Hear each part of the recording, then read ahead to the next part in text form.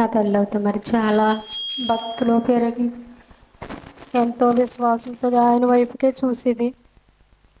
ఎవరన్నా సేవకులు వచ్చి ప్రార్థన చేసిన చెయ్యకపోయినా పాస్టర్ గారు వచ్చారమ్మా భోజనం పెట్టావా, ఎప్పుడు ఎంత ఓపిక లేకపోయినప్పటికైనా మందిరంలోకి నడిచి వచ్చేదండి. మందిరంలో ప్రార్థన చేసుకుంటుంది. ఎంతగా దీనత్వం కలిగి ఎంతగా అనేసి ఆయన ఆవిడ అసలు నాన్నగారి విషయంలో కూడా నాన్నగారు ఇప్పుడు ఎక్కడ సేవకు తీసుకెళ్ళినా ఎంత కొరువైన ఇబ్బంది అయినా దేవుని నిమిత్తం అలా నిలబడి యథార్థంగా సేవ చేసుకుంటూ ఆవిడ ఎప్పుడు నాన్నగారు మాట ఎప్పుడు ఎదిరించడం కానీ ఎప్పుడు మమ్మల్ని ఎప్పుడు ఎవరిని ఏమంటాం కూడా అమ్మగారికి తెలియదండి. ఎంతగా దీనత్వంతో ఉండేది. ఎవరిని ఏమంటాము కానీ ఎవరిని ఏం చేసేది కాదు. అలాంటి తల్లి మరి నా దగ్గర అప్పుడు 15 సంవత్సరాల నుంచి నా తల్లి నా దగ్గరే ఉంటుంది. లాస్ట్ని మరి దేవుడి కృపను బట్టి మరి నా దగ్గర మరణించిందండి. మరి ఆవిడ ఆత్మ నిత్యత్వంలో ఉందని మేము కూడా ఆవిడ దగ్గరికి నిత్యత్వంలో ఉండాలని అంతగానే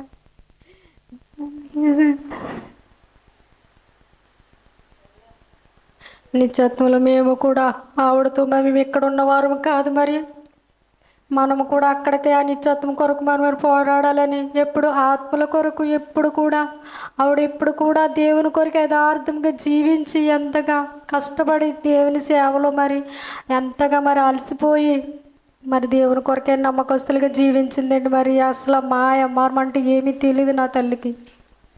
అలాంటిది మరి నిత్యత్వంలో ఉందని నేను ఎంతగా నమ్ముతున్నాను. మరి ఆవిడ ఆత్మ కొరకు ఆవిడ కొరకు ప్రార్థించండి. మరి నా సంఘం కొరకు నా బిడ్డల కొరకు నా కొరకు సేవ కొరకు అందరూ ప్రార్థించమని చిన్న సాక్ష్యం దేవుడు దీవించను కాదు.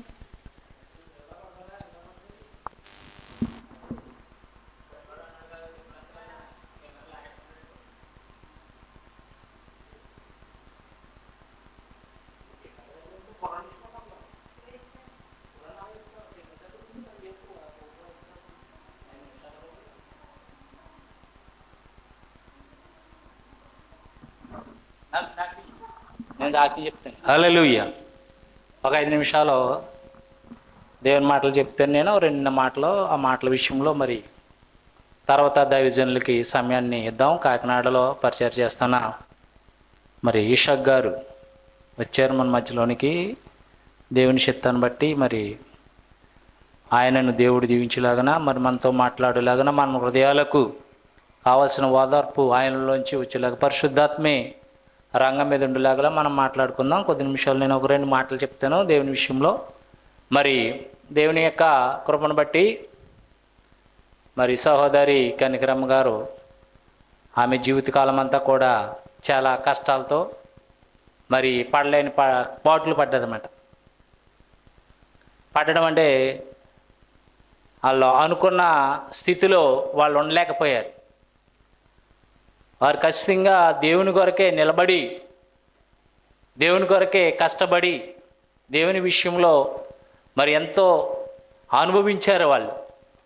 చూడండి, దేవుని నమ్ముకున్న వారికి కష్టాలు ఖచ్చితంగా వస్తాయి. కష్టాలు వస్తాయి. దేవుని విషయంలో నమ్ముకున్న వారికి కష్టాలు వస్తాయి. అందుకు సాదృశ్యం ఏంటంటే పరిశుద్ధ గ్రంథంలో లాజర్ అనే ఒక భక్తుడు మరి చాలా కష్టపడ్డాడు. ఆయన తినడానికి తిండి కూడా లేదు. వచ్చి కుక్కలు వచ్చి కురుపులు నాకు ఎంత భయంకరమైన కష్టాలు పడ్డాడు. పడి ఎక్కడికి అతను నిత్యత్వం, అతను పరుగు, అతను కష్టపడ్డాడని మాత్రం దేవుణ్ణి నమ్ముకోలేదని కాదు. ఈ లోకంలో కష్టాలు వస్తాయి, శ్రమలు వస్తాయి, శోధనలు వస్తాయి. ఇవన్నీ కూడా పోరాడాలి. ఇవన్నీ పోరాడినప్పుడే మనకి అవతల గట్టుకు చేరడానికి, ఆ యోర్దాను దాటడానికి మనకు అవకాశం ఉంటుందన్నమాట. చూడండి, ఇషాకు యాకోబును యాషావును పిలిచి, ప్రభు నేను వృద్ధుడిని అయిపోతున్నాను, నాకు సూపు అంటలేదు, నాకు మిమ్మల్ని నేను ఆశీర్వదిస్తాను, నాకు వంట చేసి తెమ్మన్నప్పుడు దేవుడు చూడండి పరిశుద్ధ గ్రంథంలో ప్రతిదీ తేటగా పెడతాడు, ప్రతిదీ కూడా.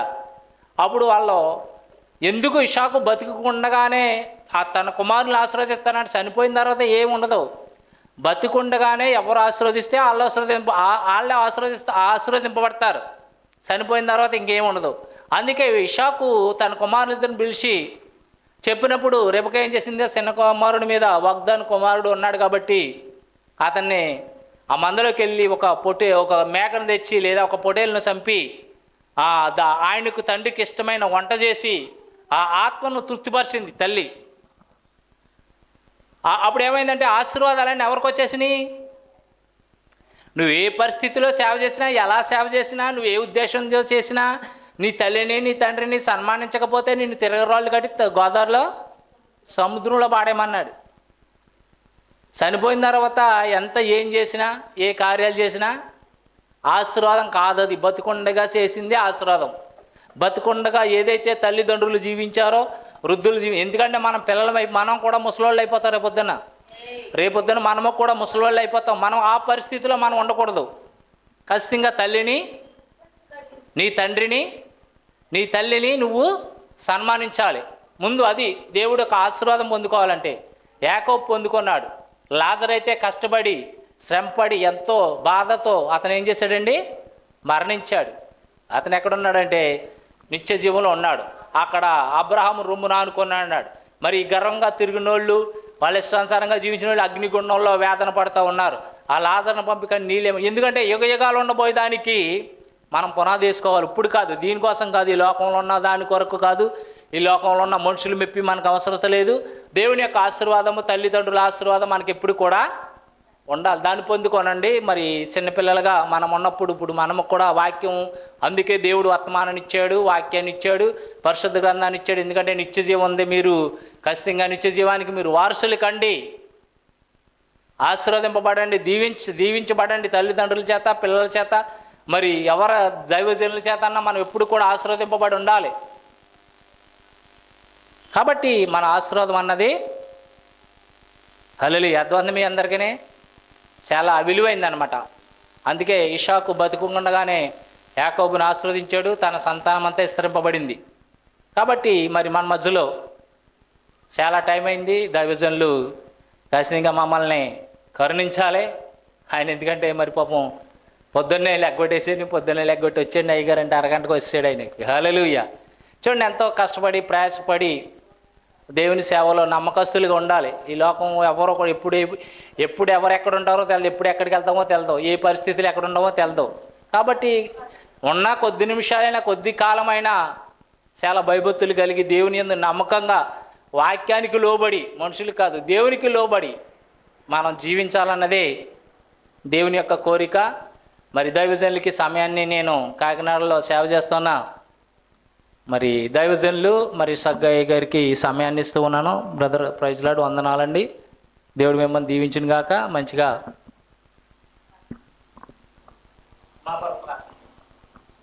ప్రభువైన యేసుక్రీస్తు నామములో అందరికీ వందనాలు. మరి దేవుడు సహాయం చేసి దేవుని కృపను బట్టి దేవుని ప్రకాష్ గారు పిలవటం జరిగింది. ఆయనకి ప్రేరణ కలిగి, అయితే నేను పెద్ద బోధకుని ఏం కాదు, నా సంఘానికి నేను బోధించుకుని ఎవరైనా దైవజనులు వస్తున్నారంటే ఆ స్థలాలకు వెళ్ళి దేవుడు వాక్యం విని రావటం నా పని. మరి అప్పుడప్పుడు సేవకుల్ని హైదరాబాద్ సామిలు గారిని పిలుచుకుని కోటాలు పెట్టించుకోవటం, అలాగే మరి కొంతమంది సేవకులు నాకు ప్రియమిత్రులు కొంతమంది ఉన్నారు, వారు కూడా పిలిచి నా స్టేజ్లో వాక్యము మరి చెప్తారు. ప్రేమ్ కుమార్ గారు అనగా, మరి కొర్రాకర్ గారు అనగా, వీళ్ళు తరచుగా నా చర్చికి వస్తుంటారు. అయితే ప్రేమ చొప్పున మరి జీవన్ ప్రకాష్ గారు పిలవటం జరిగింది. మరి నేను వస్తానని చెప్పాను. చెప్పాను. మరి నేను మొన్న మధ్యలో కొంచెం బలహీనపడ్డాను. బలహీనతలోనే కోటాలు పెట్టాను.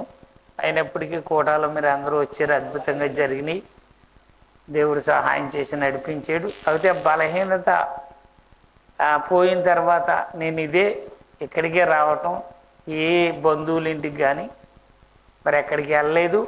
నేను ఎక్కడికి వెళ్ళలేదు కదా, జీవన ప్రకాష్ గారు పిలిచారు, ఖచ్చితంగా వెళ్ళి కొన్ని మాటలు, ఆదరణ మాటలు కొన్ని చెప్పి రావాలని మరి రావటం జరిగింది. ఈ పైన వచ్చాక నేను రాలేదు, కింద ఉండగానే నేను వచ్చి మరి జీవన ప్రకాష్ గారిని దర్శిందాం అనుకునేవాడిని, పడిపోయినప్పుడు దర్శించలేకపోయాను. చాలాసార్లు ప్రేరణ కలిగింది కానీ రాలేకపోయాను. క్షమించాలి నన్ను.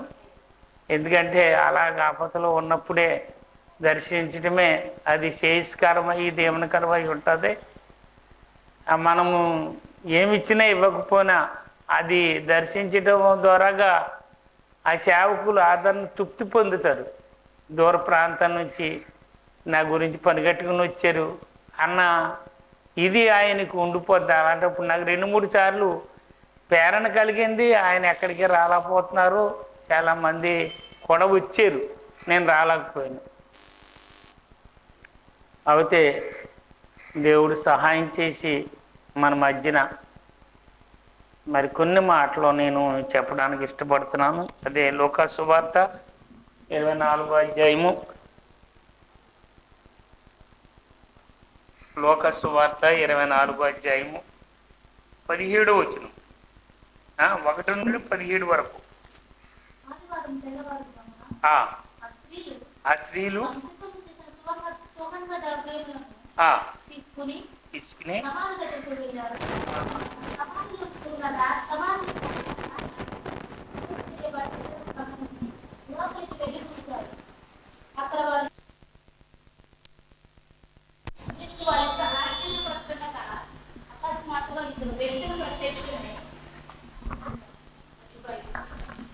అమ్మా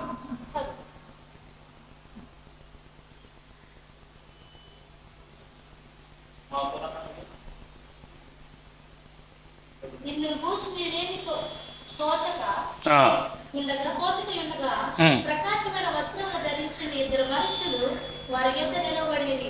వారు భయపడి ముఖమును నేల వైపు ఉండగా నేల మోపి ఉండగా, వీరు సజీవుడైన వారిని మీరెందుకు మృతులలో వెతుకుచున్నారు?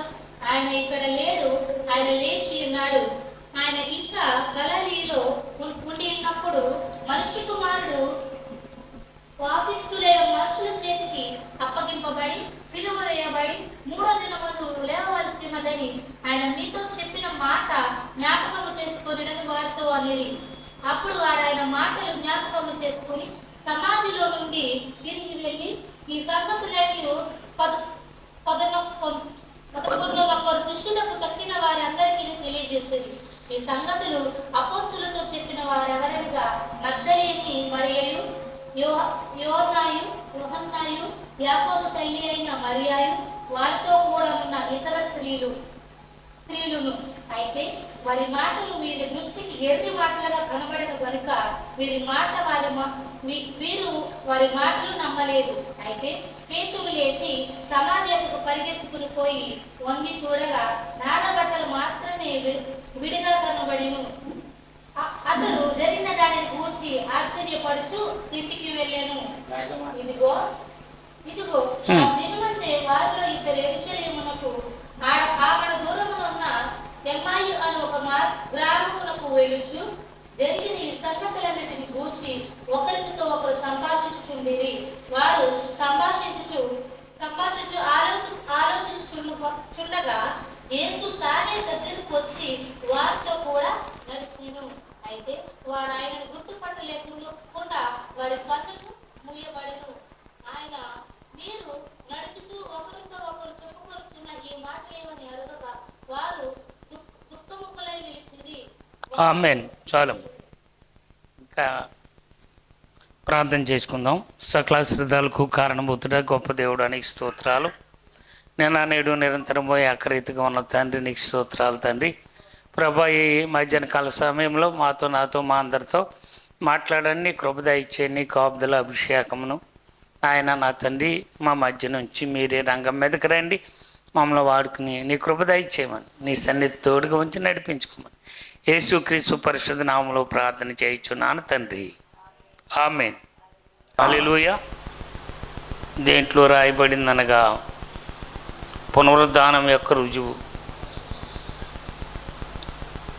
చూడండి, మనము క్రైస్తవులుగా ఉన్నాము. అయితే క్రైస్తవులు 3 రకాల విశ్వాసులు ఉన్నారు. మరి 3 రకాల విశ్వాసులు ఉన్న ఏ విశ్వాస అయినా క్రైస్తవుడు అయినందుకు అతడు ఏమనుకుంటాడంటే నాకు పరలోక రాజ్యం ఉన్నది. హల్లెలూయా. ప్రతి క్రైస్తవుడు అనుకునే నిరీక్షణ కలిగి ఉండే మాట క్రైస్తవుడికి ఏంటంటే బలమైన ఆయుధం, నాకొక పరలోక రాజ్యం ఉన్నది. నామకార్థ క్రైస్తవుడు కూడా ఆ స్వభావాన్ని ఉంటుంది. కారణం ఏమిటంటే దేవుని ప్రేమైన బిడ్డలారా, నా దేవుడు పునరుద్ధానం శక్తిమంతుడు, ఆయన మాకు రాజ్యం ఏర్పాటు చేసాడు అన్న విధిని బట్టి ప్రతి ఒక్కరికే ఉంటుంది. అందులో ప్రవేశించేవారు ఎంతమందో, ప్రవేశించిన వారు ఎంతమందో మనకి తెలియకపోవచ్చు. కానీ ప్రతి ఒక్కరికి మాత్రము ఆ స్వభావాన్ని, ఆ తలంపు మాత్రము ఉంటుంది.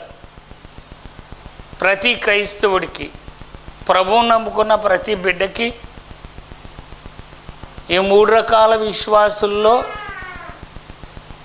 మరి విశ్వాసి దేవుడు వాక్యము నెరవేర్చును అని చెప్పబడుతుంది. అవిశ్వాసి వాక్యం తగులుతుండగా వెళ్ళిపోతాడు, ఉండలేడు. నటించే విశ్వాసి సంఘంలోనే ఉంటాడు, కానీ అతడు సంపూర్ణంగా వాక్యం స్వీకరించలేడు. విశ్వాసి మాత్రం వాక్యం నెరవేరుస్తాడు, వాక్యం పట్ల విధేయత కలిగి ఉంటాడు, వాక్యమందు భయభక్తులు కలిగి ఉంటాడు.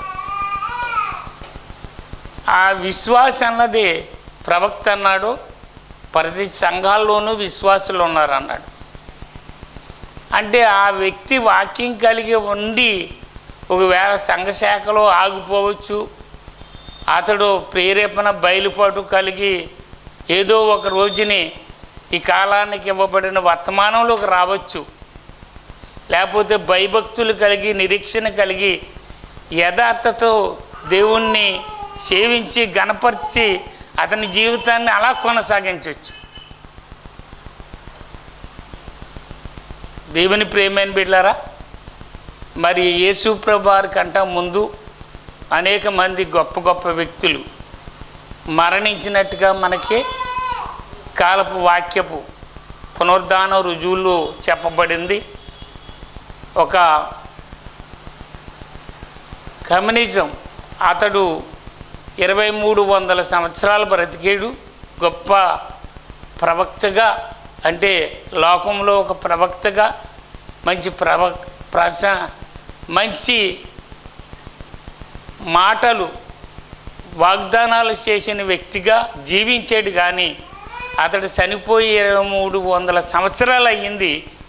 ఆ సమాధి అలాగే ఉన్నదని చెప్పాడు ప్రవక్త.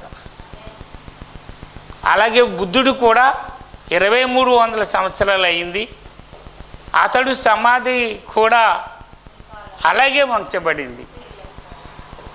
అయితే మహమ్మదీ ప్రవక్త ఉన్నాడు, ముస్లింలు ఆరాధించే ప్రవక్త. అతడు మరి మరణించి చాలా కాలం అయ్యింది. అతడు లేచి ఇంకా ఇవన్నీ ఆ ప్రాంతాలన్నీ వేలుబడి చేస్తాడని ఆ మహమ్మదీలు మరి తెల్లవారుజామున ఆయన సమాధి దగ్గరికి ఒక తెల్ల గుర్రాన్ని తోలుకెళ్ళి అక్కడ 4 గంటలకి ఆయన లేస్తాడు, ఇవన్నీ తిరుగుతాడు అని వాళ్ళ నిరీక్షణ.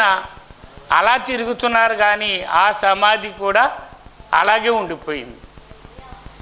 అయితే ప్రభువైన యేసుక్రీస్తు మృతులలో నుండి లేచును అని వాక్యం చెప్పబడుతుంది. ఆ రీతిగానే ఆయన 2025 సంవత్సరాలు అయింది ఇప్పటికి. ఆయన 3వ దినమే ఆయన లేచి ఉన్నాడు. హల్లెలూయా. 3వ దినమే ఆయన లేచి ఉన్నాడు. ఆయన సమాధి ఖాళీగా ఉన్నది. ఆయన చెప్పిన వాగ్దానం ప్రకారంగా దేవుడు నీ కొరకు నా కొరకు ఒక పునరుద్ధాన శక్తిని మనకి ఆయన ఇచ్చి ఉన్నాడని దేవుని వాక్యం చెప్పబడుతుంది. ఆయన నిన్న నేడు నిరంతరము ఒకే రీతిగా ఉన్నాడు. ఆయనని వెంబడించిన ప్రతి వ్యక్తి, ప్రతి విశ్వాసి కూడా ఆయన వాక్యం కలిగి నమ్మకంగా జీవించే ప్రతి వ్యక్తి కూడా ఆ వ్యక్తికి పునరుద్ధానం శక్తి ఖచ్చితంగా వాగ్దానం చేయబడి ఉంది. కాబట్టి యేసుప్రభువారు ఏం చెప్పారు? నేనుండు స్థలంలో మీరు ఉండులాగా నేను వెళ్ళి మీకు స్థలమును సిద్ధపరుస్తానన్నాడు. ఆయన 2023 సంవత్సరాలు అయ్యింది వెళ్ళి మనకు ఆయన స్థలము సిద్ధపరిచి ఉన్నాడు. మనము ఈ 2023 సంవత్సరాలు ఎవరైతే నిద్రించారో వారందరూ వాక్యం కలిగి ఉంటే నిన్న నేడు నిరంతరము ఏకరీతిగా దేవుడు ఏ కోణంలో ఏ స్థలములో ఉన్నాడో ఆ వ్యక్తికి అవగాహన అవుతే ఖచ్చితంగా ఆయన రాజ్యంలో మనమందరము కూడా వారసులుగా ఉండుట కొరకు. అయితే అంతకు ముందు నిద్రించిన వారు ఆయన రాక జన్మించగా ఆయన ఆ శిలువలో మరణము కాక మునుపు నిద్రించిన వారిని ఆయన చెరగా తీసుకొచ్చినట్టుగా మనకు వాక్యం చెప్పబడుతుంది. దేవుని ప్రేమాన్ని బిడ్డారా, దేవుడు ముందుగా నిద్రించిన వారు భక్తిపరులు, ఏమండి యోధులు, ప్రార్థనా పరులు, వీరందరినీ కూడా చెరగా తీసుకొచ్చాడు.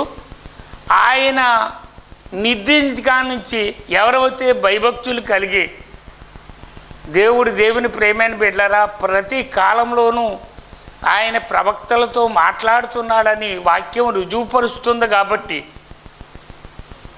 ఆ రుజువుపరచబడిన వాక్యం దగ్గర మనం ఉండినప్పుడు దేవుని ప్రేమని బిడ్డలారా ఆయన ఉండే స్థలములో మనము ఉండిలాగా ఆయన చేయగల సమర్థుడని మనం నమ్ముతున్నాం. హల్లెలూయా. నమ్మిటి నీ వల్ల అయితే నమ్మిన వానికి సమస్తము సాధ్యమే.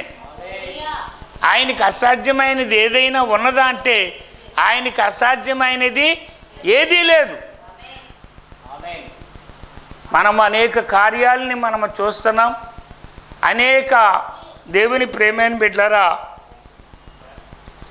మరి ఆయన చేసిన కార్యాలను బట్టి ఆయన పునరుద్ధాన శక్తిని బట్టి ఇవన్నీ కూడా ప్రతి విశ్వాసి చూడండి. ప్రవక్త ఇక్కడ ఒక మాట రాయబడింది, ప్రతిరోజు చనిపోతున్న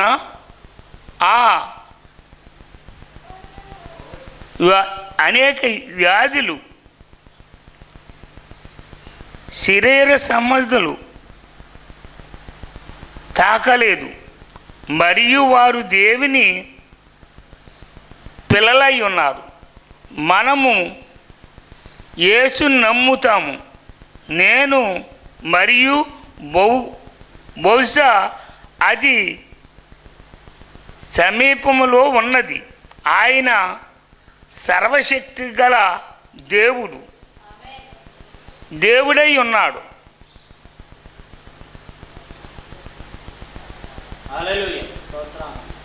రుజువు చేయబడిన దాని కొరకు ఆయన ఏదో చేయబోచున్నాడు. ఆయన ఏదైతే రుజువు చేయబడ్డా అలో దానిని రుజువు చేయుట కొరకు. హల్లెలూయా, హల్లెలూయా. దేవుని ప్రేమని బిడ్డలారా దేవుడి పిల్లలుగా మనము ఎదుగుడు కొరకు ఇక్కడ ఏం చెప్పబడుతుందంటే వాక్యము ప్రవక్త అన్నాడు, మనము ఇతరుల గురించి బోధకుల గురించి బోధకులలాగా అలాగా అని చెప్పుకునే దాని గురించి ఎక్కువ మాట్లాడకుండా ఉంటే నీవు యేసుని గురించి ఎక్కువ మాట్లాడతాం. ఎక్కువ మాట్లాడేది మనం యేసుని గురించే తప్ప వాళ్ళు అలాగున్నారు, వీళ్ళు ఎలాగున్నారు, లేకపోతే ఎల్లమ్మ అలాగుంది, పొల్లమ్మ ఎలాగుంది, ఈ మాటలు మనము మాట్లాడకుండా ఉంటే దేవుని గురించి ఎక్కువ మాట్లాడుకుంటాం. మనం మాట్లాడుకున్నందుకు ఆ దేవుడు ఆత్మ మన మీద పని చేయడానికి ఇష్టపడటానికి, మనల్ని ఆయన ఆత్మ ద్వారాగా నడిపింపబడటానికి దేవుడు ఆయన సంపూర్ణ శక్తిమంతుడై ఉన్నాడు. నిన్న నేడు నిరంతరము ఏకరీతిగా ఉన్న దేవుడు ఎంఐ ప్రాంతానికి యెరూషలేము నుంచి ఎంఐ ప్రాంతానికి వెళ్తున్నారు ఇద్దరు. వారిద్దరూ సంభాషించుకుంటున్నారు. సంభాషించుకుని వారు దుఃఖముఖములుగా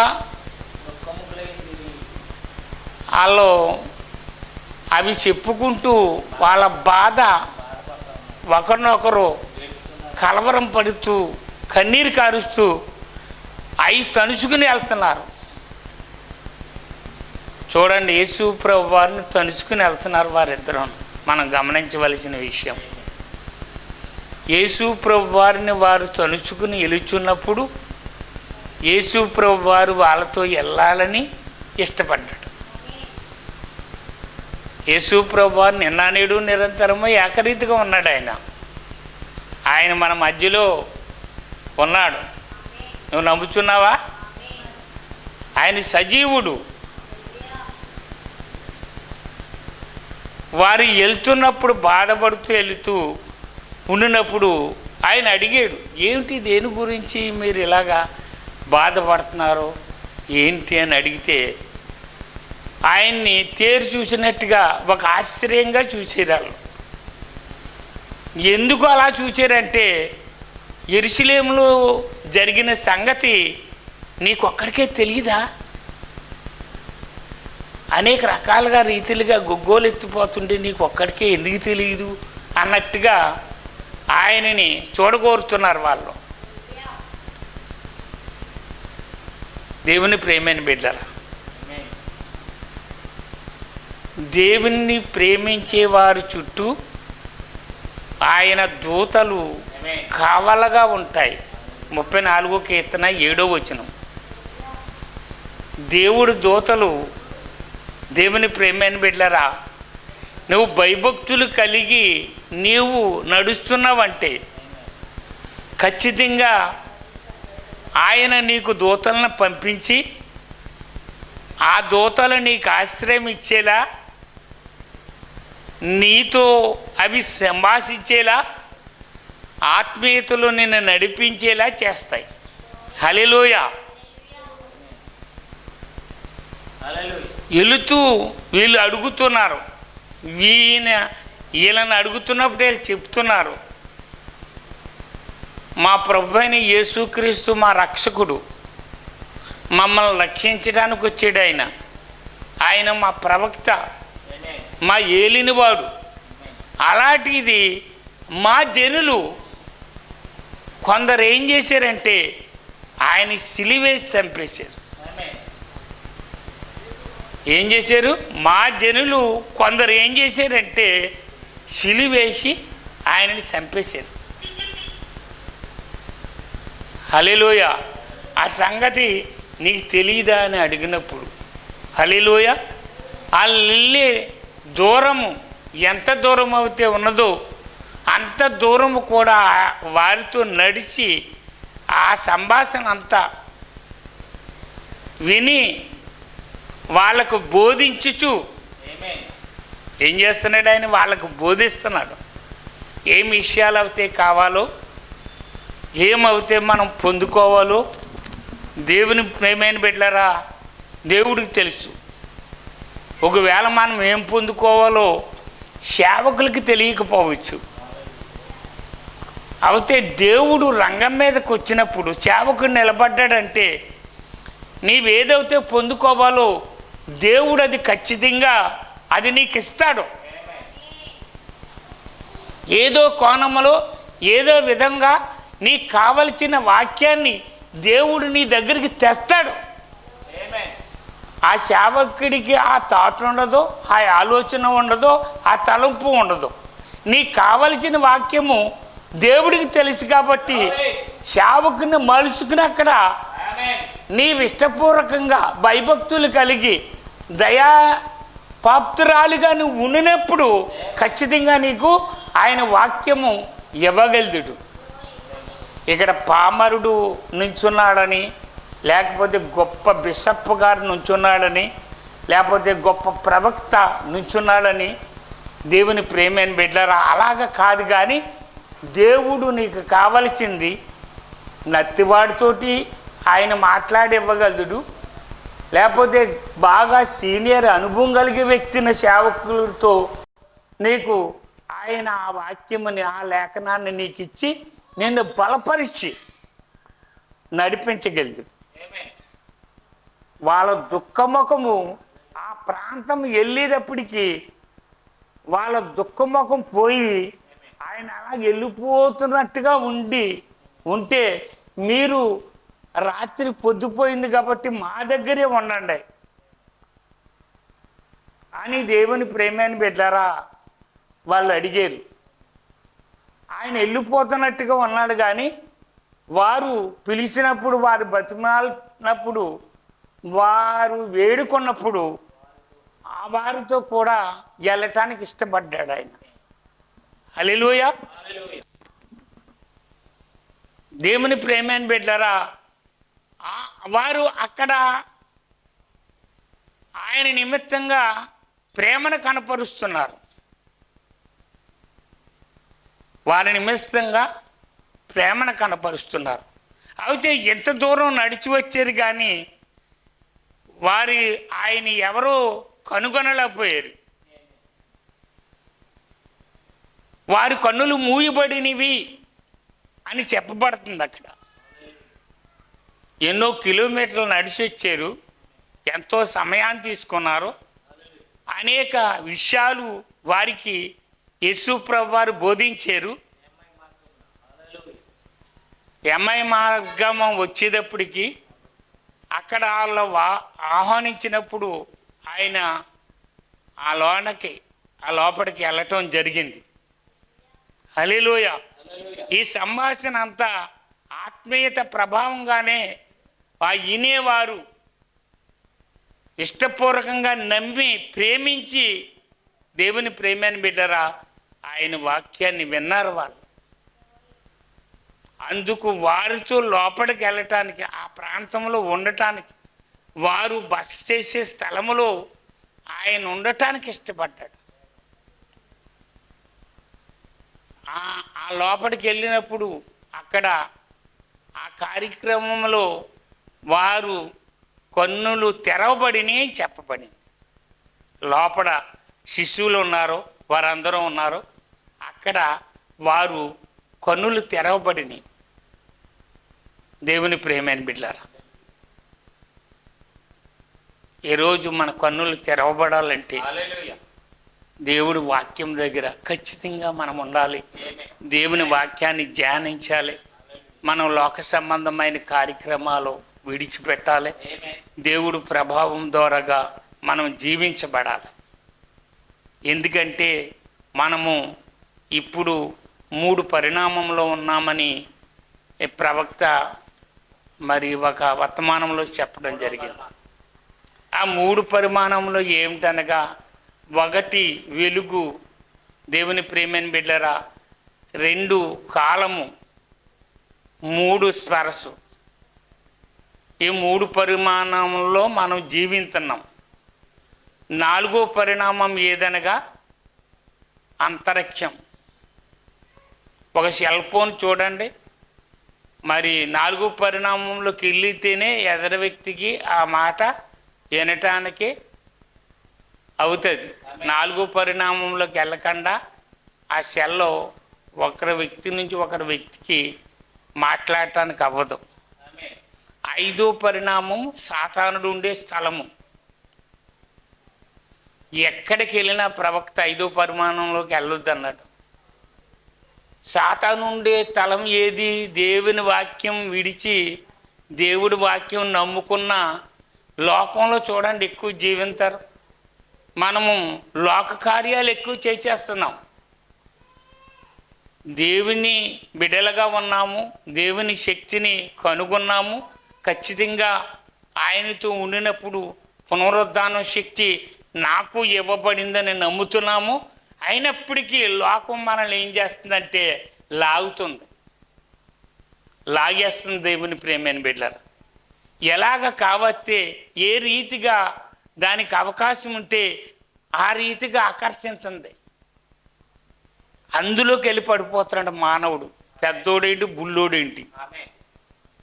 అందులోకి వెళ్ళకుండా కాపాడుకునే కృప దేవుడి దగ్గర మాత్రమే ఉన్నది. దేవుడి దగ్గర మనము ఎక్కువ శాతం, దానికి దీనికి పోటీ 50-50 అయితే ఈక్వల్ అయిపోతాం.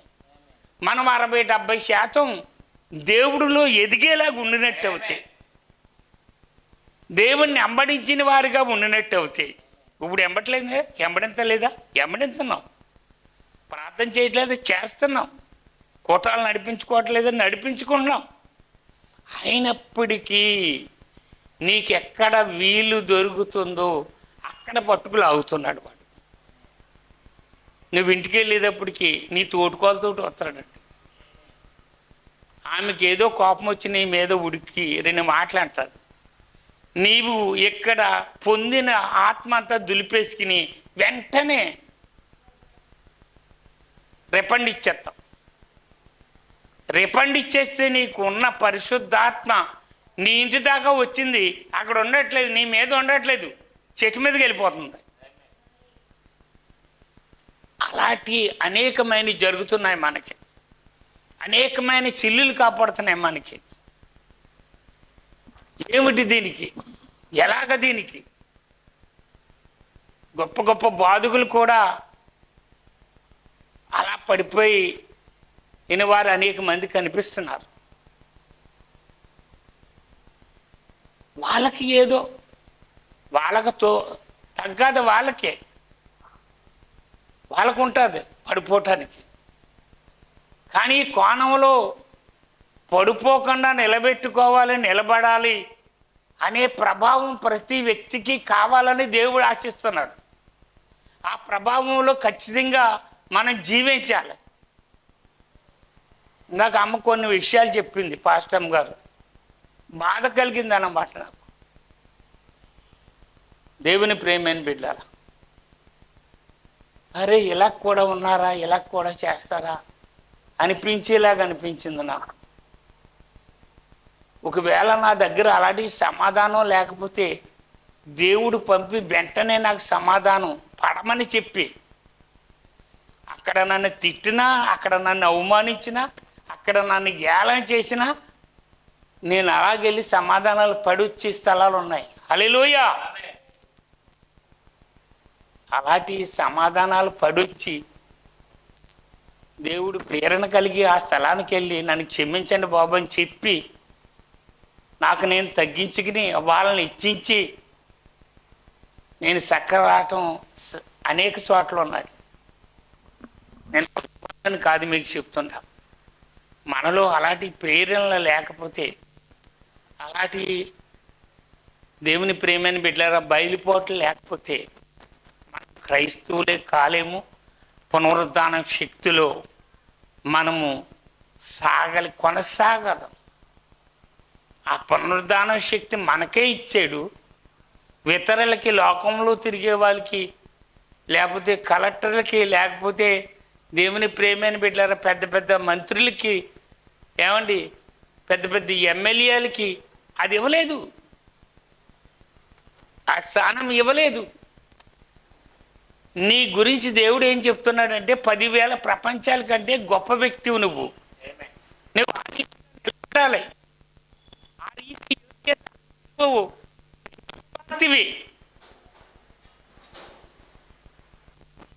ఎలాంటి పెండ్లి కుమార్తెవి?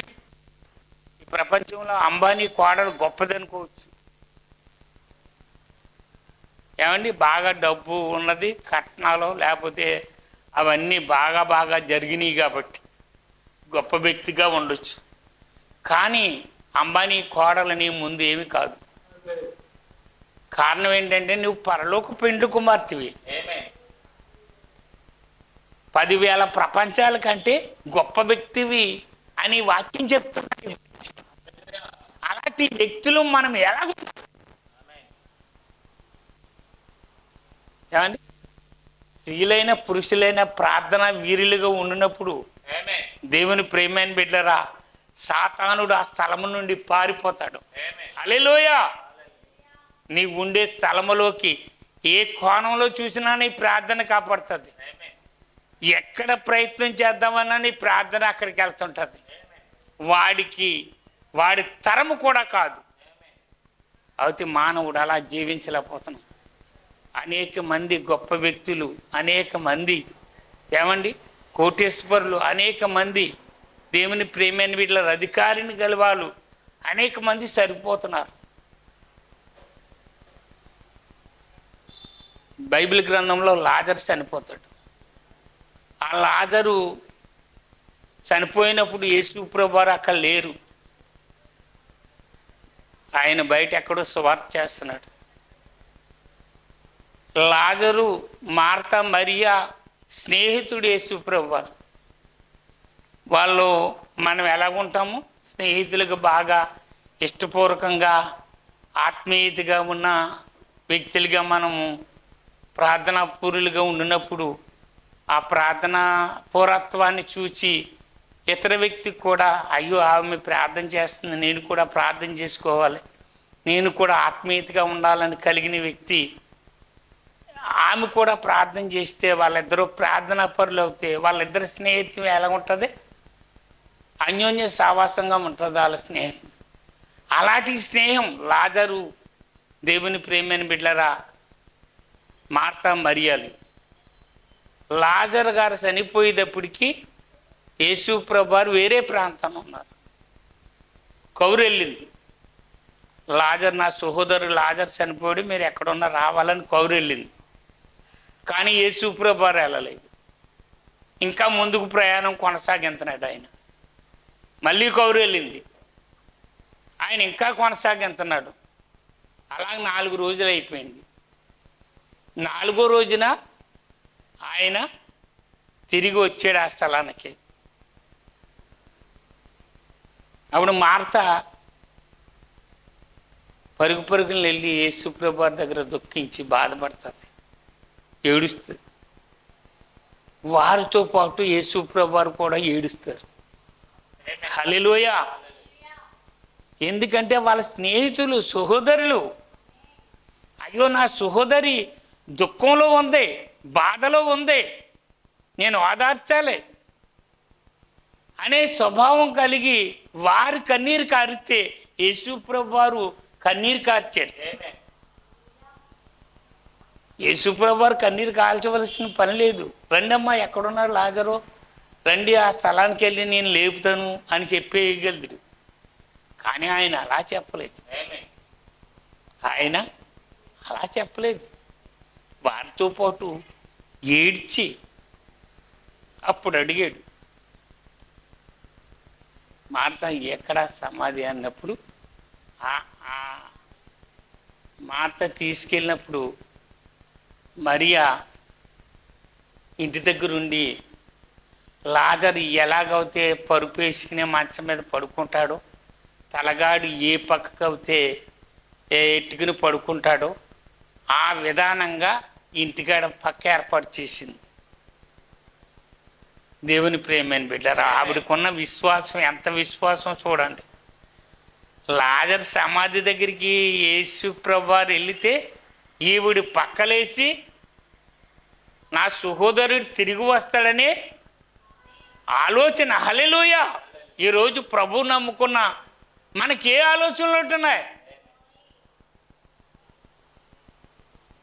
దేవుడి దగ్గర మనం ఏ ఆలోచన కలిగి ఉంటున్నాం? దేవుడు ఏదైనా చేయగల సమర్థుడు అని చెప్తాం. అది చెప్పడానికే ఉపయోగిస్తున్నామా? మనము అవి చేయడానికి జీవించడానికి ఉపయోగించలేదా? అంత సమర్థుడని నీకు తెలియపరచబడినప్పుడు నీవు ఒకరి గురించి కొన్నుమలాడవు, దేవుడి చిత్తమేమో అనుకుని నీ పని నువ్వు కొనసాగింతావు, నీ భక్తి నువ్వు చేసుకుంటావు, వారి మీద ఏ ఎడమరక లేకుండా వాళ్ళ నిమిత్తంగా ప్రార్థన చేస్తావు. హల్లెలూయా. మనకు పట్టుకోవాలి ఆ ప్రభావం, ఖచ్చితంగా మనకు పట్టుకోవాలి. ఆ రాయిని పొరలించండి అన్నాడు అంతే యేసుప్రభు. 4 రోజులు అయిపోయింది, పురుగులు పట్టేసినాయి. ఏమండి ఎలాగుంటుంది? 4 రోజులు చనిపోయాక 4 రోజులు అయితే ఎలాగుంటుంది? పురుగులు పట్టేస్తుంది, ఆ దేహం పురుగులు పట్టేస్తుంది. అందులోకి మానవుడికి, మనిషి శరీరానికి గమ్మునే పట్టేస్తుంది. ఎందుకంటే అన్ని ఋషులు అవయవాలు అన్నీ కూడా మనము తిని ఉన్నాం కాబట్టి గమ్ముని పోవటానికే మానవ శరీరమే ఎక్కువ అవకాశం. అప్పుడు లాజరు బయటికి రాని పిలిచినప్పుడు పేత వస్త్రాలతో అని బయటకు వచ్చినట్టుగా మనం చూస్తున్నాం. దేవుని ప్రేమైన బిడ్డరా, అక్కడ మరియా విశ్వాసము, ఆ బంత, ఆ తలగడి, అవన్నీ పక్క సదిరిన విశ్వాసము పెంపొందింప చేయబడ్డది. అక్కడ ఆమె అనుకున్నట్టుగానే లాజరు ఆ స్థలంలోకి వెళ్ళి. దేవుని ప్రేమైన బిడ్డరా, నిన్న నేడు నిరంతరము ఏకరీతిగా ఉన్న దేవుడు ఈ రోజున మన మధ్యన ఉన్నాడు. మన జీవితంలో పునరుద్ధానం శక్తి మనకున్నది. ఆ పునరుద్ధానం శక్తి నిమిత్తంగా నేను జీవించాలి, నేను పని చేయాలి, హల్లెలూయా అని మనకు ఉండినట్టు అవుతే, దేవుని ప్రేమైన బిడ్డలారా, ఖచ్చితంగా మార్తా మరియలకున్న విశ్వాసము, నమ్మకము, ఆయన వచ్చినప్పుడు ఖచ్చితంగా అన్నదే ఆయన చేస్తాడు. హల్లెలూయా. అతనుగా నువ్వు ఉంటే ఖచ్చితంగా నా సహోదరుడు మరియా, మార్తా అన్నది. ఆయన అన్నాడు ఇప్పుడవుతేనేమి అనినప్పుడు ఆమె ఏమన్నదంటే పునరుద్ధానం శక్తిలో ఖచ్చితంగా లేస్తాడని నాకు తెలుసు ప్రభు అన్నది. కానీ ఇప్పుడు లేపుతాడని ఆలోచన ఆమెకి రాలేదు. అప్పుడు సమాధి వద్దకు వెళ్ళి పిలిచినప్పుడు, దేవుని ప్రేమైన బిడ్డరా, పేత వస్త్రాలతో బయటకు వచ్చినప్పుడు, దేవుని ప్రేమైన బిడ్డరా, దేవుని శక్తి, సంపూర్ణత, హల్లెలూయా. దేవుడు అక్కడ లాజరుని లేపి ఈరోజు నిన్ను నన్ను లేపుడు కొరకు, ఆ నిత్య జీవానికి మనం పాత్రులుగా ఉండుట కొరకు పునరుద్ధానం శక్తిని రుజువుపరిచి, హల్లెలూయా.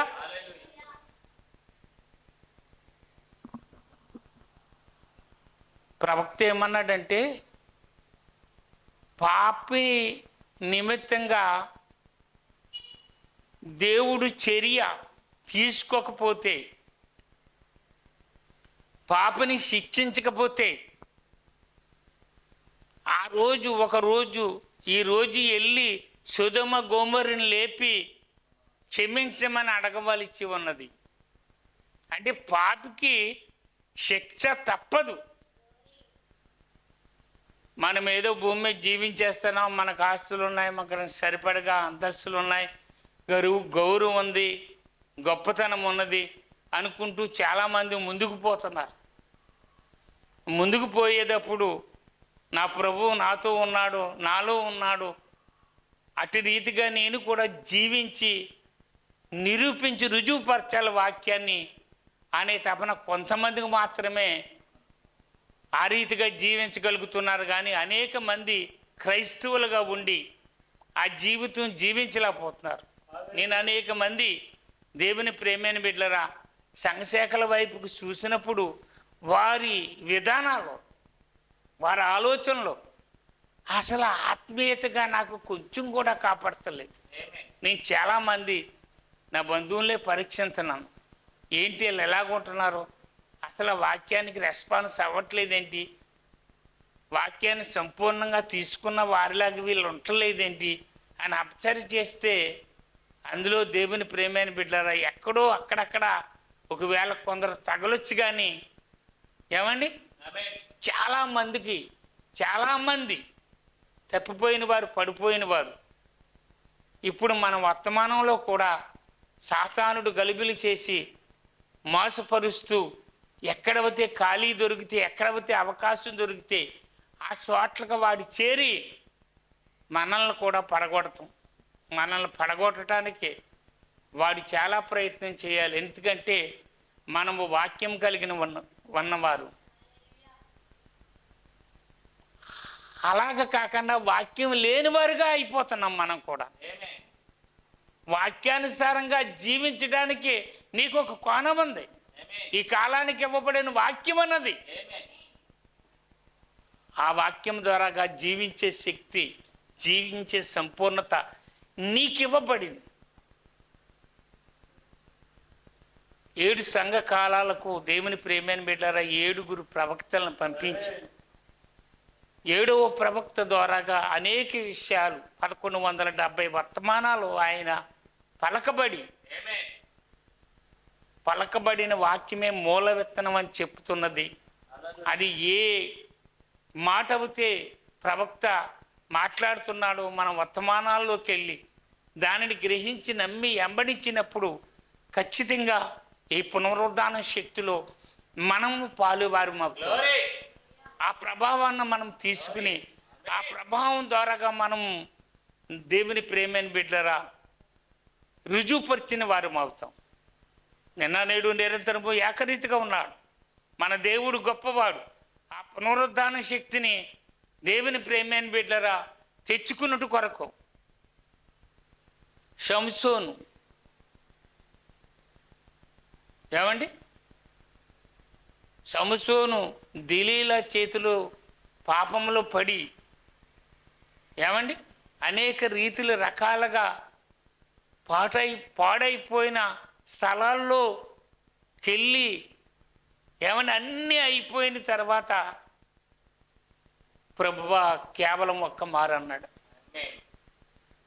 కేవలం ఒక్క మారు నాకు ఇస్తే నేను చనిపోతాను, పర్వాలేదు నాకు, కానీ ఈ ఫిలిష్తీయుల్ని నేను చంపాలి, నాకు ఒక్క అవకాశం ఇయ్యి. హల్లెలూయా. నీవు ఇప్పటి వరకు పొరపాటులో ఉండొచ్చు, తప్పుల్లో ఉండొచ్చు, అబద్ధాల్లో ఉండొచ్చు, లేకపోతే వ్యతిరేకతలో అవమానాలతో ఉండొచ్చు.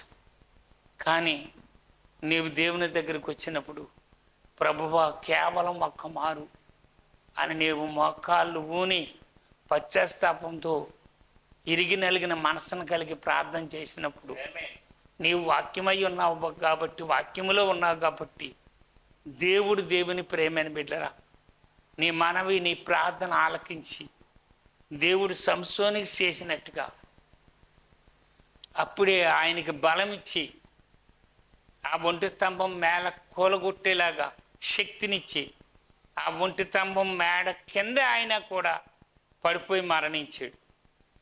ఒక్క మారు ప్రభువా నా పాపాలన్నీ పోవటానికి, నన్ను ప్రేమించేవని ఒక్క తలంపు వీళ్ళందరినీ పడగొట్టేసినట్టు అవుతే, చంపేసినట్టు అవుతే నాకు ఆ అవకాశం ఇచ్చి నేను చచ్చిపోయినా పర్వాలేదు అన్నాడు. నిజాయితీగా జీవించడానికి దేవుడు ఒక కోణం ఇచ్చాడు అతను. ఆ కోణంలో అతను పునరుద్ధానం శక్తిమంతుడని రుజువుపరచబడింది. ఈరోజు మనం ఎలాగున్నాం, మన జీవితాలు ఎలాగున్నాయి, మన పునరుద్ధాన శక్తి దాకా నమ్మగలుగుతున్నామా, వెళ్ళగలుగుతున్నామా, ఆ ప్రభావాన్ని తీసుకోగలుగుతున్నామా? పాస్టర్ గారు చెప్పారు ఇందాక, లాజరు దేవుని ప్రేమైన బిడ్డరా అబ్రహాం రొమ్మున ఆనుకుని ఉన్నాడు.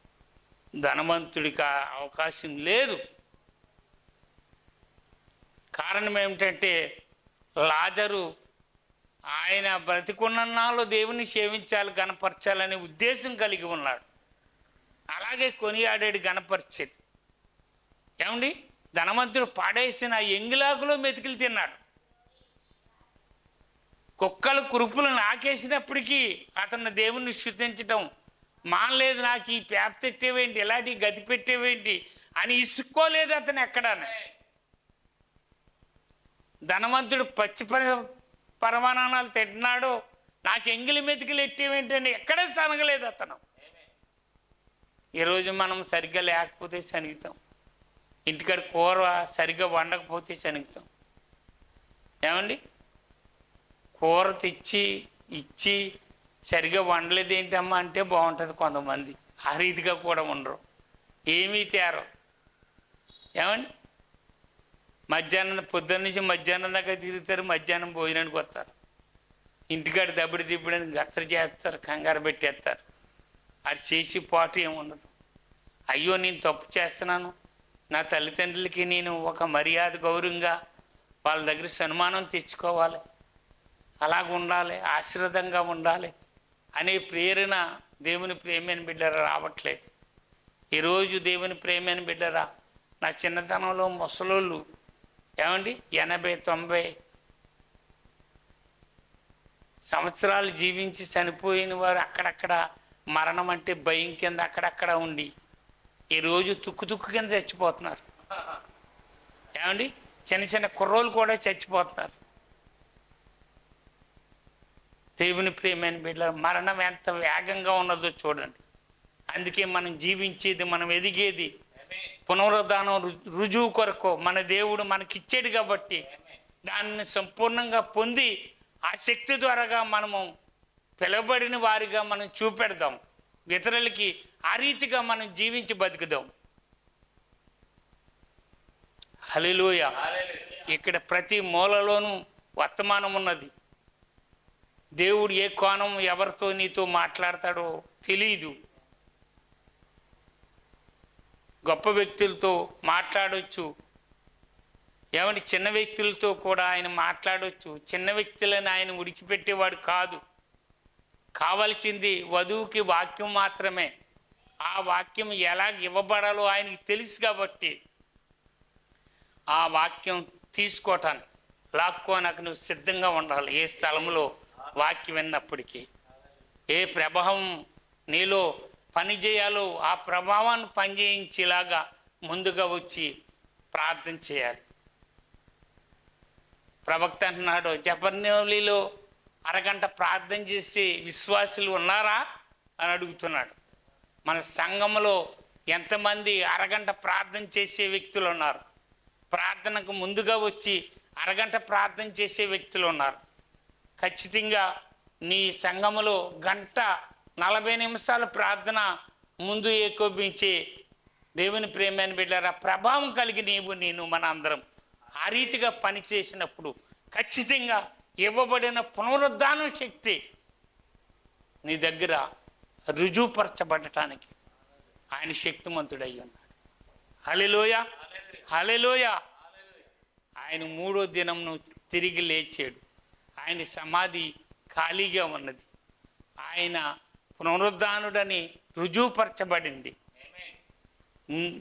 దేవుని ప్రేమైన బిడ్డలారా, మనం ఆత్మీయతగా జీవించినప్పుడు ఆ జీవితం, ఆ పునరుద్ధాన శక్తి, ఆ వాగ్దానం మనకివ్వబడింది. మనం పొందుకుందాం, దేవుని శక్తిని కనుక్కుందాం, దేవుణ్ణి వెంబడిద్దాం, భయభక్తులు కలిగి జీవిద్దాం. ఆ ప్రభావం ద్వారా మనం నడుద్దాం. ఇది రుజువుపరచబడింది నాకే, ఇది నన్ను గురించే, నా గురించే, నేను ఆ శక్తిని కలిగి ఉండటానికి ఈ రోజు నుంచి నేను ప్రయత్నం చేస్తాను, నేను ఇష్టపడతాను అని నేను మన అందరం తీర్మానం చేసుకుని ఆయన భక్తిని కొనసాగిందాం. ఈ కొద్ది మాటలు, కొద్ది హెచ్చరికలు దేవుడు దీవించిన గాక. సమయాన్ని పాస్టర్ గారికి ఇస్తాను. హల్లెలూయా. మరి దేవుని యొక్క దాసులు మరి ఎటువంటి దొంగలు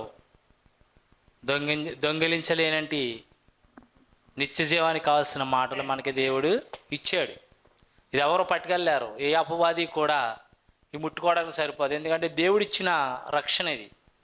దేవుడిచ్చిన రక్షణ మనం నిర్లక్ష్యము చేయకూడదు. నిశ్చయంగా మనం ఎవరెప్పుడు ఉంటామో, ఎవరెప్పుడు వెళ్ళిపోతామో ఎవరికీ తెలియదు. కానీ ఖచ్చితంగా దైవజనులు చెప్పిన మాటలు ఎంతో ఆత్మీయంగా వినాలి. వాక్యాన్ని పూర్తిగా వింటే కానీ అర్థం అవ్వదు. సగం సగం విని కొత్త కొద్దిగా విని దాన్ని మనము మన ఇష్టానుసారం నిర్ణయాలు తీసుకోకూడదు. కానీ మరి ఎటువంటి వర్తమానం ప్రవక్తలో నుంచి, దేవుని యొక్క దాసుల నుంచి దేవుడు మాట్లాడాడో చూసారా? భయంకరమైన ఎండ కాసేస్తుంది, చెమటలు పట్టేస్తే ఏమనుకున్నాను నేను. హల్లెలూయా. దేవుడు చూసారా ఎంత చల్లదనం ఇచ్చేసాడు మనకి. దేవుని యొక్క నామాన్ని బట్టి మనం వెళ్ళేటప్పుడు, దేవుని యొక్క ఆలోచన బట్టి వెళ్ళినప్పుడు దేవుడే ఆయన మేఘస్తంభము మన పైన ఉంచుతాడు. ఖచ్చితంగా మనం ఎప్పుడు కూడా యథార్థంగా వెళ్ళినప్పుడు దేవుడు పగల మేఘస్తంభంలో నడిపించాడు. ఇప్పుడు రుజువు చేయలేదా? ఇప్పుడు భయంకరమైన ఎండ ఇది. హల్లెలూయా. ఈ భయంకరమైన ఎండలో ప్రార్థన పెట్టడం అంటే 11 గంటలు పెట్టాం, మధ్యాహ్నం 11 గంటలకు మళ్ళీ. హల్లెలూయా. ఆ 11 గంటల్లోంచి చూడండి ఎంత ఎండ ఉంటుందో. దేవుడు ఏం చేశాడు? మేఘాన్ని పంపాడు. హల్లెలూయా. దేవుడు మన మధ్య రుజువు చేసుకుంటున్నాడు. దైవజనులను బట్టి చెప్పబడిన వాక్యమును గూర్చి, త్వరలో రాబోతున్న పునరుద్ధానంను గూర్చి కూడా మాట్లాడాడు ఆయన. ఆ పునరుద్ధానం ఎంత శక్తివంతమైందో చూడండి. అది ఎవరో దానిని దొంగిలించడానికి సరిపోరు. మనం సంపాదించుకున్న చేలు కానీ, పొలాలు కానీ, బంగారం కానీ అది ఎవరొకరో తీసుకోగలుగుతారు. అది నీ కూడా రాదు. అది నీ కూడా మాత్రం రాదు. నీ కూడా వచ్చేది ఏంటంటే దేవుని యొక్క శక్తివంతమైన ఈ పునరుద్ధానమైన వాక్యమే. ఈ వాక్యమే నిన్ను జీవింపజేసేది, నిన్ను నడిపించేది. యుగ యుగాలు కూడా దేవునితో కూడా నడుస్తాను. 1,00,000 కిలోమీటర్లు ఉంటుందండి బలిపీఠం. అక్కడ మహా ఆనందకరమైన బంగారములతోనూ ముత్యములతోనూ మరి అలంకరింపబడిన పట్టణానికి మనం ప్రయాణం అవుతున్నప్పుడు నా వెనకాల తొడుక్కోవడానికి చెప్పులు లేకపోవచ్చు, సిరుగుపోని బట్టలు తొడుక్కోవచ్చు, లేకపోతే అనేక మంది నన్ను తిట్టచ్చు. అవన్నీ కూడా అవసరం లేదు నాకు. మన గురి, మన నిరీక్షణ పరలోక రాజ్యం, పరిశుద్ధ పట్టణము. ఆయనతో కలిసి మనము ఆనందించబడాలి. ఎంత మంచి వర్తమానం చెప్పారు, తెచ్చారు చూడండి దేవుని దాసులు. సువర్తమానం. హల్లెలూయా. ఇంతకన్నా మించింది ఇంకెవరు మీకు ఇవ్వలేరు. ఇంత గొప్ప వర్తమానం ఇంకెవరు ఇవ్వలేరు. ఎంత సామాన్యతలోనే దేవుడు దాగి ఉన్నాడు. పెద్ద పెద్ద కార్యక్రమాలు పెద్ద చేసేసిన కూడా పరిశుద్ధాత్మ ఉండదు. సమాధానానికి కర్త, అల్లరికి కర్త కాదు పరిశుద్ధాత్ముడు. పరిశుద్ధాత్మ సమాధానంగానే మాట్లాడతాడు. సామాన్యతలోకి రండి. నేను ఎక్కడికి వెళ్ళి నేను మాట్లాడినా, వారికి ఏదన్నా చెప్పినా నేను వెళ్ళి క్షమాపణ చెప్పొచ్చానంటున్నాను. పరిశుద్ధాత్మ లేకపోతే నీకు సమాధానం రాదు, నీకు ఒప్పుకోలు మనసు రాదు నీకు పరిశుద్ధాత్మ లేకపోతే. హల్లెలూయా.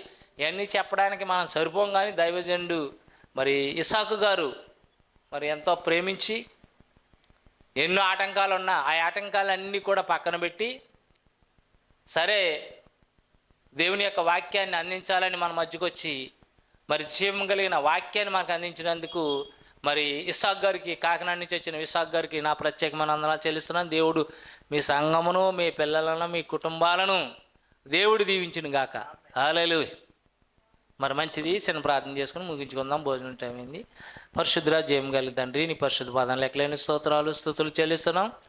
ఈ చివరి కాలంలో, అంత్యకాలంలో, భయంకరమైన దినాల్లో మేము జీవించుండగా ప్రభా నీ ఆత్మాభిషేకము మాపై నుంచి, నీ మేఘస్తంభం మాపై నుంచి ప్రభా నిశ్చయంగా నీ వాక్యంతో ఎక్కువ గడిపే పరిశుద్ధాత్మను మాకు దయచేయమని, నీ కృప మాపై ఉంచమని ఘనత మహిమ ప్రభావాలు మీకే చెల్లిస్తూ యేసుక్రీస్తు నామములో ప్రార్థించి అడిగి వేడుకుంటున్నాము తండ్రి.